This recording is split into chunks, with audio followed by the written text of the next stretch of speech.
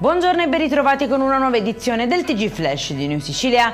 In apertura 3 ergastoli per la strage di Altavilla. La Corte d'Assise di Palermo ha condannato Giovanni Barreca, Sabrina Fina e Massimiliano Carandente per l'uccisione di Antonella Salamone e dei figli Kevin ed Emanuel. Secondo quanto emerso nel processo, le vittime furono torturate e uccise durante un presunto rito di liberazione dal demonio all'interno della villetta di famiglia. Arrestato un trentenne a Catania con l'accusa di aver tentato di uccidere la compagna. A salvarle la vita è stata la prontezza di alcune amiche che durante una videochiamata hanno assistito ai primi momenti dell'aggressione e hanno subito lanciato l'allarme. La donna è attualmente ricoverata in ospedale.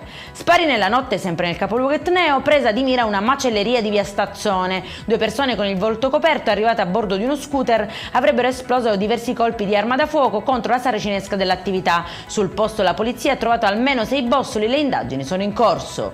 Violento scontro tra 2 auto sulla statale 194, tra i feriti affidati alle cure dei sanitari del 118.